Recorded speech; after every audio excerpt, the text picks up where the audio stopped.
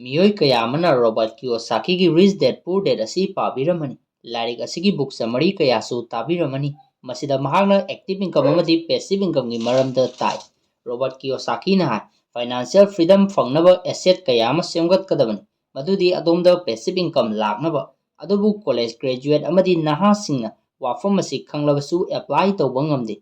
Maramdi Rich Dad Poor Dad ta yaudaba adomna khangdaba khara lairi. Maram asina ngasigi video asida internet marketer amadi business consultant Paigani Lairik allogit asidagi kaminasi. Lairik asidagi adomna paisagi maramda khangliba adu honghanba ngamgani. Paigani Lairik allogit asidagi aina tamlakpo ahanba lesson adudi passive income is a lie. Passive income haibase namthang. Hojiki matamgi internet ta adomna su passive income gi maramda kayama tabiramani. Passive income ama amuktang semgalo adudagidi adomna thabak tawgera tawroigera matomta paisa laani. Hoi masi kharadi chumi madudi adomna thabak tawgera tawroigera natraga tummaga laigera passive income di adum lakani. Adubu passive income ama semnaba system semba darkaroi. Masi tummaga lairaga semoi.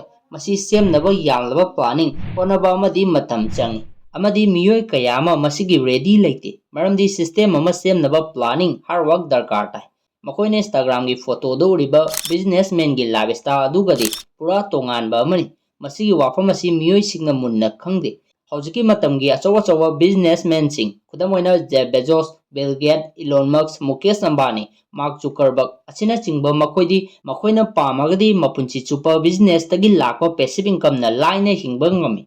Maramdi makogi business ki overall control tawnaba matik charba system le. Masina makogi business makoina office chatpa chattabagi mathau tade. Habidi makoina office chatrabasu business ti adum chalaiba ngami. Maramaduna makoina pamlabadi punchi chupa tumduna saduna koiduna laithobasu ngami. Adubu yam interesting oribadi lanthuma suyamna lairaba fawba numit khudingi thabak tawi. Aduga atopa amaromdana average miyoi amadi mikuk khudingi khalli. Madudi kadaidagi passive income khitang orabasu tangani. Masina thaba amata tawdana punchi chupa nungaina leiba ngamnaba haina khalli. Adomnasu passive income gi definition asi yengo. Madudi magi aroibada meaning asi thaba amata tawdana income ama lakhanba asini. Adubu prithvi asidadi asumna work tawde. Real estate, investing, online product yonba fawba lengdana thabak tawba changi. Maramdi market honglei, government policy honglei, amadi masina miyoibasu hongba darkar tarai. Maramasina dialogue na hai passive income asi akoina mahut singadabani leverage income na. Masigi arthadi atopa miyoi amagi matam resource amadi technology sijanaduna adongi minimum effort thadaraga maximum output phangnaba. Khudamoina Amazon, Facebook, YouTube, Instagram gi oina internet asi leverage ni. Swiggy amadi Zomato asigi service kana delivery boy leverage ni. Aduga Ola amadi Uber asigina atopa miyoi singi gari asi leverage oina chalai. Habidi hojiki matam asida well create tawnaba khwaidagi fawba thaba asi technology amadi resource leverage sijanaduna thabak tawba asini. Famduna leiraga passive income laknaba asa tawbagi mahutta. Allogitagi tamlakpa ani suba idea adudi understand the wealth triangle. Dialogue na hai wealth semba haibasi lambi ani dagi semba yai. Ahanbada slow way da aduga ani subadana fast way da. Slow way asidi wealth semnaba traditional way ni. Masida adongi mari mata maru mapang amadi adongi college professor fawba masigi way asida follow tawi. Amadi makoina adomdasu slow way choose tawnaba hairakani.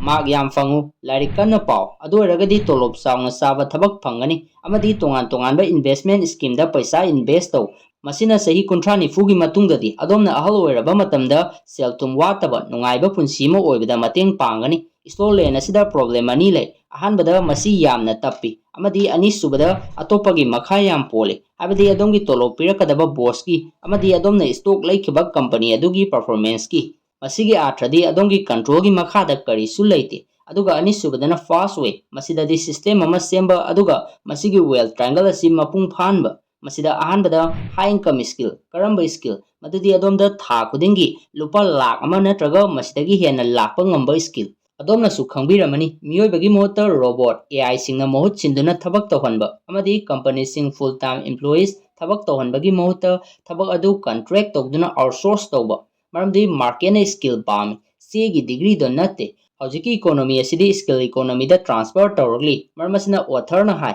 madudi adomna financial stability pam lagadi nasagi business ama holdingai hana high income skill ama tam madudi high income skill aduna adongi business line grow tawlu Dialogue na hai paisa si kadongda semde masidi transfer tawnabani adomna market value yam piriba makai adom paisa yam phangani maramasina pabi speaker kharadi makogi pung kharagi fee asina normal job tawba miyoi amagi chahi amagi tolo fawdagi hele maramdi speaker natraga consultant aduna pung kharada value delivery tawduna company adu profit yamna tanba ngamba ohengadawribani madu thabak tawriba employee aduna di ngamoi maramasina company na speaker aduda pung khara ngangjarabasu makogi employee amagi chahi amagi toloptagi fawba hena piribani consulting copywriting public speaking video editing amadi digital marketing haribasing asi high income skill ngaktani adom khalo adomda copywriting gi skill ama leire haina khalasi masina icham chamba posak singbu ithoktuna influation way da present tawba ngame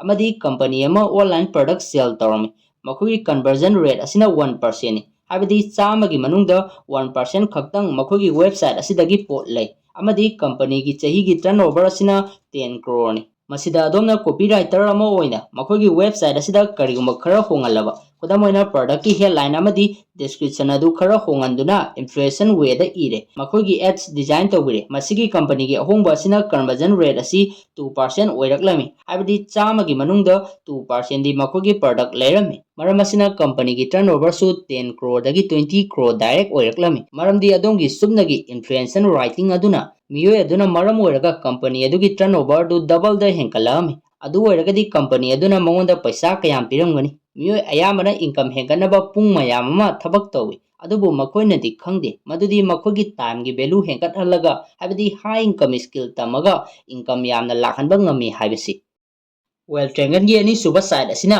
scalable business ama madudi globally expand tawnaba yamdaba resource amadi investment darkar leiba aduni habidi adongi high income skill adu internet ta pusalakpa masina internet ki leverage na adongi skill bu globally expand tawba ngamgani maramdi future dasu internet based business aduki matik mangjil thagani leiba adongi social capital adu adongi financial capital da onthokpa yai masigi best example ama hairagadi Kylie Jenner mahaki social following dagi prithibigi khwaidagi youngest billionaire ama oiba ngamki rich dad poor dad paraga mi ayamana thajai madudi real estate khaktamak asset ni haina adubu natte asset asi makhal mayam ama le kudamoina adongi intellectual property adongi customer makogi database adongi brand reputation masiso adongi asset amani adomna tongan ba way amaromda yeng Instagram YouTube Facebook Google internet asi bank amagumani masida adongi talent sing deposit tawraga talent adugi market value gi matungina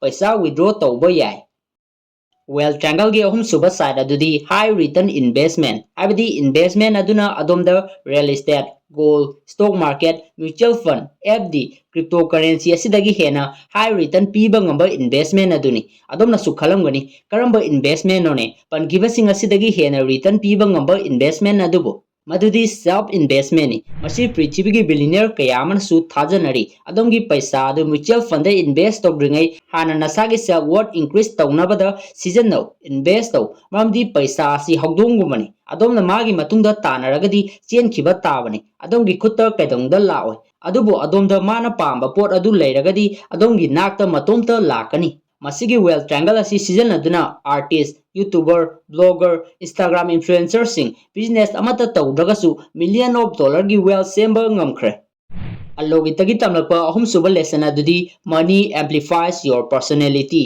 miyoi kharana hai ina khunba miyoi sing asi fatte adubu ina khunbaga masiga mari leinade maramdi madudi magi personality ni kudamoina lairaba miyoi singsu fattaba leina asiga chap manana ina khunba miyoi singsu fattaba le ado masigi wafam asi khangadabani paisa asi amplifier ni abdi kanagumba miyoi ama fatre amadi mawnda paisa lai adu oragadi ma fattaba thabak yam tawba haurakba yai amadi kanagumba miyoi ama yam fare mawnda paisa lai adu oragadi hena faba thabak kaya ama tawrakba yai asini kudamoina Ratan Tata Bill Gates amadi Warren Buffett makoichu prithibigi paisa paiba singi manungda amani makoina makogi network ki yamlaba paisa sing charity gi donate tawi paramdi masi makogi personality ni allogi hariba lari asidagi tamlakpa lesson sing adu summarize tawraga hairagadi ahanbada passive income is a lie maramasina masi leverage income na mahut singadabani masina hojiki matamda well create tawnaba best way amani ꯑꯅꯤꯁꯨꯕꯗ well ꯇ꯭ꯔꯥꯏꯡꯒꯜꯕꯨ ꯈꯪꯗꯨꯅ ꯍꯥꯏ income skill ꯇꯝꯕ